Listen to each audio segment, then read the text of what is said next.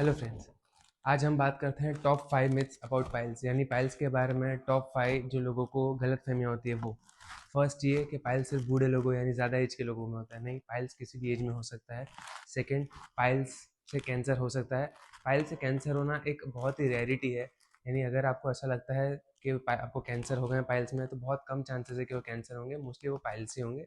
उसके लिए आप अपने प्रोक्टोलॉजिस्ट को दिखा सकते हैं। थर्ड, पाइल्स जब भी होंगे तो उसमें हमको सर्जरी करानी पड़ेगी नहीं। इनिशियली स्टेजेस में पाइल्स दवाई से भी क्योरेबल होता है और कुछ लाइफस्टाइल मॉडिफिकेशन से भी क्योरेबल होते हैं। फोर्थ, पाइल्स में पेन बहुत होगा। नहीं, अंदर के जो पाइल्स है और जो इनिशियल स्टेजेस के ग्रेड 1 पाइल्स है उसमें सिर्फ ब्लीडिंग होगा, आपको पेन वगैरह नहीं होगा। एंड फिफ्थ, बहुत बैठने से या तीखा तला हुआ या स्पेसिफिक कुछ फूड खाने से पाइल्स हो जाते हैं, तो नहीं, ऐसा नहीं है।